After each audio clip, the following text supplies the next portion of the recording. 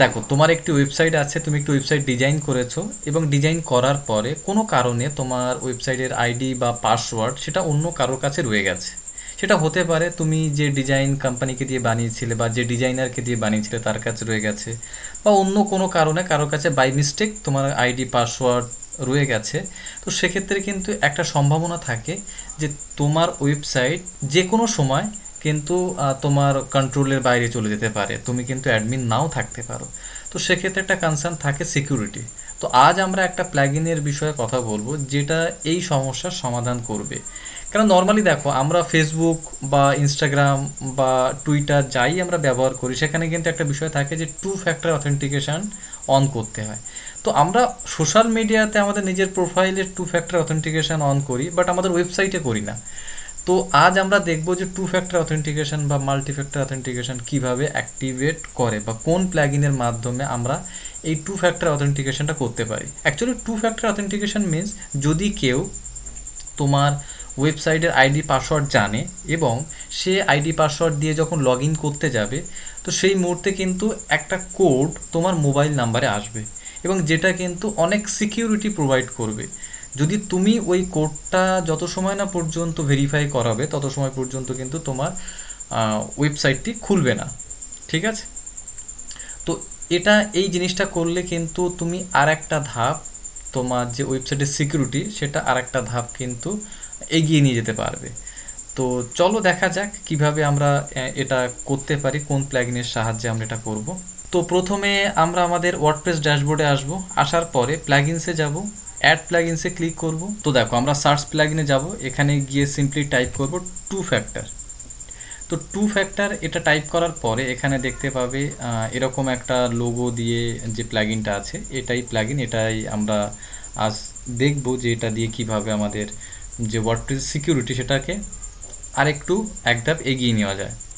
যদি কেউ তোমার ওয়েবসাইটের আইডি পাসওয়ার্ড জেনেও থাকে, তো সেক্ষেত্রে কিন্তু সে তোমার ওয়েবসাইটে লগ ইন করতে পারবে না। সেক্ষেত্রে কিন্তু একটা ওটিপি আসবে তোমার নাম্বারে, যত সময় না পর্যন্ত তুমি ওটা ভেরিফাই করবে তত সময় পর্যন্ত কিন্তু যে ড্যাশবোর্ড বা ওয়েবসাইটের মানে যে ব্যাকএন্ড সেটা কিন্তু খুলবে না।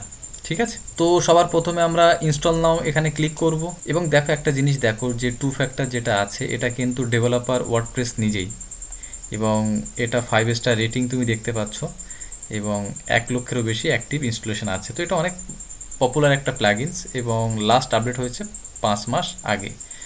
তো ইনস্টল হয়ে গেছে, এবার আমরা ক্লিক করব অ্যাক্টিভেট। তো এখানেও তুমি দেখতে পাচ্ছ যে প্ল্যাগিন অপশানে যে ইনস্টল প্ল্যাগিনে যদি তুমি যাও, তো তাহলে তোমার সমস্ত যে অন্য প্ল্যাগিনগুলো আছে তার মধ্যে এটাও তুমি দেখতে পাবে। এছাড়াও যদি তুমি সেটিংসে যাও, সেটিংসে গেলে এখানে দেখো টু ফ্যাক্টর বলে একটা অপশান আছে, তুমি এখান থেকেও কিন্তু অপারেট করতে পারো বা এখান থেকেও তুমি এই যে সেটিংসটা বা এই প্ল্যাগিনসটার কাজ কিন্তু করতে পারো। তো সবার প্রথমে আমরা যাব প্ল্যাগিন সেটিংসে। ওকে, প্লাগইন সেটিংসে এখানে দেখো এনাবেল প্রোভাইডার্স, এখানে তিনটেই দেওয়া আছে এবং সেভ সেটিংসে ক্লিক করি, কারণ এইগুলো চেক মার্ক করা আছে। তার কারণ হলো যখন তোমার ওয়েবসাইটে লগ ইন করবে সেক্ষেত্রে তোমার কাছে কোথায় কোথায় ভেরিফিকেশনের জন্য আসবে। একটা হলো রিকভারি কোড আসবে, রিকভারি কোড ইমেলের মাধ্যমে আসবে, এবং যে অথেন্টিকেটার অ্যাপ আছে এটার মাধ্যমেও কিন্তু তুমি টু ফ্যাক্টর যে অথেন্টিকেশনটা আছে সেটা অ্যাক্টিভেট করতে পারো। তো আমি সেভ সেটিংসে ক্লিক করব। সো নেক্সট আমরা যাব প্লাগইনসে, যাব ইনস্টল প্লাগইন। ওকে, এবার ইউজার সেটিংসে যাব। তো দেখো এখানে টু ফ্যাক্টর অপশান শো করছে, তো অথেন্টিকেটার অ্যাপ এর মাধ্যমেও তুমি এটা করতে পারো। স্টেপটা কমপ্লিট করে অথেন্টিকেশন অ্যাপ এটাও করতে পারো, কিউআর কোড স্ক্যান করে এখানে কোড ভেরিফাই করে করতে পারো। বা রিকভারি কোডস, এখানে যদি তুমি ক্লিক করো জেনারেট নিউ রিকভারি কোড, তো এখান থেকে একটা কোড পেয়ে যাবে, সেটা দিয়েও করতে পারো। তো আমরা বেস্ট অপশান ইমেল, তো আমরা ইমেলটাকে এনাবেল করব। এবং ইমেলটা এনাবেল করলে কি হবে, যে অ্যাডমিনিস্ট্রেটর যে ইমেল আছে সেই ইমেলে কিন্তু একটা কোড যাবে, যখন তুমি এটা ভেরিফাই করবে তখনই কিন্তু তুমি তোমার যে ড্যাশবোর্ডে তুমি এটা লগ ইন করতে পারবে। তো আমরা ইমেলটা সিলেক্ট করব, সিলেক্ট করার পরে নিচে আসব এবং আসার পরে আপডেট প্রোফাইলে ক্লিক করব। ঠিক আছে? এবার আমরা একটু চেক করে দেখব এটা অ্যাকচুয়ালি কাজ করছে কি না আমাদের ইমেলের মাধ্যমে। আমি লগ ইন ইউআরএলটা এখান থেকে নিয়ে নেব, ইনকগনিটো মোডে যাব, প্রাইভেট উইন্ডো। এন্টার করব। ওকে, এটা আমার আইডি পাসওয়ার্ড। লগ ইনে ক্লিক করব। ওকে, তো তোমরা দেখতে পাচ্ছ এখানে একটা পপ আপ এসছে, a verification code has been send to the email address associate with your account. তো আমরা যাব আমাদের ইমেলে। তো জিমেলে ক্লিক করার পরে এখানে কোনো রকম ইমেল এখনও পর্যন্ত আসেনি। ওকে, স্প্যামে যাব একটু। তো আমরা আমাদের লোকাল হোস্টে ক্লিক করব, করার পর টুলসে আসব, টুলসে আসার পরে ওপেন মেল পিট এটা ক্লিক করব। দেখো এখানে কিন্তু দিয়ে দিয়েছে কনফার্মেশন কোড। এটা হলো সেই কনফার্মেশন কোড। এটা কপি করব, কপি করার পরে এখানে যাব, এটা পেস্ট করব। ওকে, ভেরিফাই হয়ে গেছে এবং আমাকে কিন্তু ড্যাশবোর্ডে লগ ইন করতে অ্যাক্সেস মানে লগ ইন করার পারমিশন দিয়ে দিয়েছে। তো এখন বিষয়টা হলো একটা জিনিস যেটা নোটিস করার বিষয়, সেটা ইউজার সেটিংসে যখন গেলাম, যাওয়ার পরে আমরা যে authentication code will be send to digital builder এখানে শো করছে, বাট এখানে শো করছে না। কেন করছে না? কেন কি এখানে কিন্তু মেলটা এনাবেল করলাম, এই মেলটা কিন্তু এখানে শো করছে না। আমি আর একবার একটু রিফ্রেশ করে দেখি।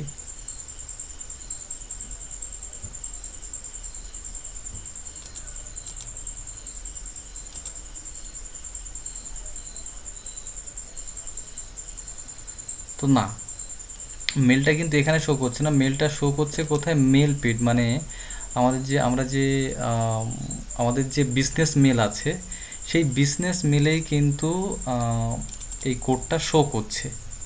তো যখন আমরা টু ফ্যাক্টর অথেন্টিকেশনটা আমরা আমাদের ওয়েবসাইটে অ্যাপ্লাই করব মেলের মাধ্যমে, তো আমাদের বিজনেস মেলে কিন্তু গিয়ে কোডটা কিন্তু পাবো আমরা, ঠিক আছে? কেন কি অথেন্টিকেশন কোড এখানে রেজিস্টার যে মেলটা আমরা দিয়েছি সেখানে দিচ্ছে না, তো বিজনেস মেলে গিয়ে আমাদেরকে দেখতে হবে, ঠিক আছে? আর একটা প্রসেস যেটা আছে রিকভারি কোডস, এটা করাও যেতে পারে। তো আমরা যদি এটা এনাবেল করি জেনারেট কোডস, তো জেনারেট কোড দেখো এটাই হলো, এই কোড কপি করে নাও বা ডাউনলোড করে নাও এই কোডটা, ঠিক আছে? তো আমরা যদি এনাবেল ইমেলটা যেটা আছে এটা আনচেক করলাম এবং এনাবেল রিকভারি কোড এটা একবার ট্রাই করব। করার পরে আপডেট প্রোফাইলে ক্লিক করব। ওকে, হয়ে গেছে। আমরা একবার ইনকগনিটো মোডে যাব। যাওয়ার পরে আমরা লগ ইন ইউআরএলটা নেব, পেস্ট করব। ওকে, আমার আইডি পাসওয়ার্ড দিলাম, রিমেম্বার মি, এটাতে ক্লিক করলাম, লগ ইন। ওকে, তো এখানে কিন্তু এবার রিকভারি কোড চাইছে। তো আমরা আমাদের যে ডাউনলোড করলাম সে ফাইলটা নেব, এই দেখো। তো আমরা এই কোডটা একবার প্রথম কোডটা নেব, নেওয়ার পরে এখানে পেস্ট করব। দেখলে তো রিকভারি কোড তোমরা এটা ডাউনলোড করে নেবে, তো এটাও কিন্তু কাজ হয়। তো এভাবে কিন্তু আমরা যে তৃতীয় যে মাধ্যমটি আছে সেটাও কিন্তু অ্যাপ্লাই করতে পারি, কোনো সমস্যা নেই। তো এইভাবেই কিন্তু টু ফ্যাক্টর অথেন্টিকেশন যেটা আছে, তো এরকমভাবে কিন্তু আমরা করতে পারি বিষয়টা।